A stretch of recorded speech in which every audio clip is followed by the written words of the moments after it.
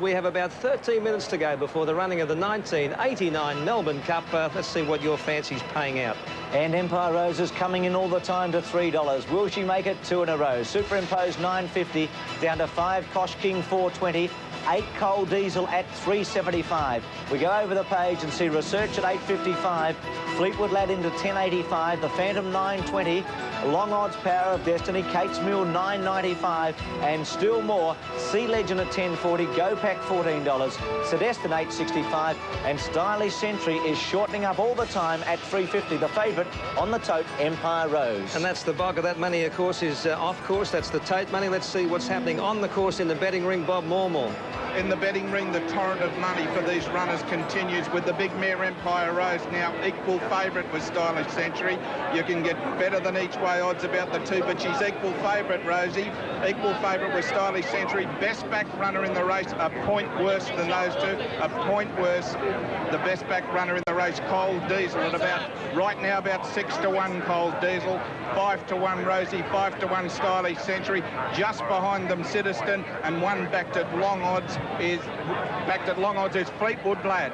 Backed at long odds this morning. Let's get a quick tip from the doctor. Bob, I'm going to stick with a big old mare, Empire Rose. I hope she can break history and win the race. She'll run equal favourite with the Colt, Stylish Century, Coal Diesel, best back. Back to Bruce. 650 kilograms. She weighs 4th time to the Melbourne Cup. Peter Donegan, Graham Kelly cast their eyes over the champions. Will Empire Rose write her way into the record book? Peter Donegan. Bruce, I think she can. I think the owners of Empire Rose will have this cup, $32,500 worth, in probably about 10-15 minutes time. Let's have a look at the runners now before the Foster's Melbourne Cup, the great race. And Empire Rose, as she has done all week, looks an absolute picture. Her run in the McKinnon Stakes was outstanding. She's attempting to become only the 4th horse to win back-to-back Melbourne Cups, and I feel as though she can do it. Tony Allen to complete a remarkable achievement. Graham Kelly, number 2, Superimposed. Has the service of Darren Gouchy. He's been a little bit disappointing this spring. Did win the Turnbull Stakes here, 4 starts back. Nice run in the McKinnon Stakes here on Saturday, and if the races run to suit him, Superimposed will be among the chances. Number 3 is Lord Highbrow, and he'll be ridden by Larry Olsen, who won the Melbourne Cup on Kenside 2 years ago. Lord Highbrow would have preferred the sting out of the ground. He finished a fair way back behind Horlicks in the McKinnon and probably has the job ahead today.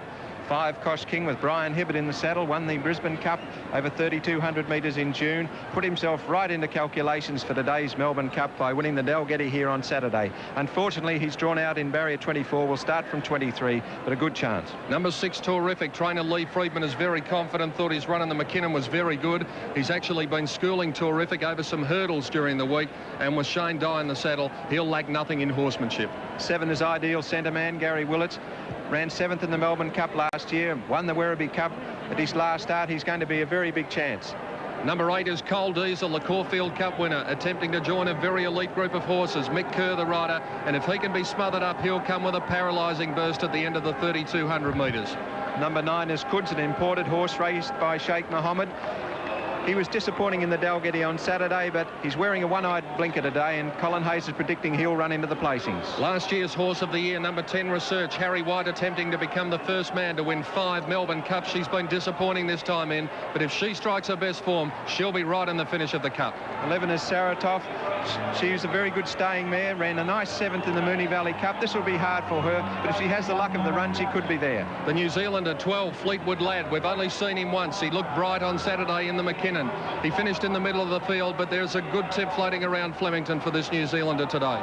13 is Hidden Rhythm with Ken Russell in the saddle. He's a Derby winner, 2nd in the Tats Cup 2 starts ago, only 9th in the Dalgety, and I noticed he's one of the few horses really up on the toe going to the barrier. Palace Revolta's got some great staying form. She's a nice compact little mare, looked good at the track this week, finished 5th in the Moonee Valley Cup to side Destin, and she's a good chance at good odds.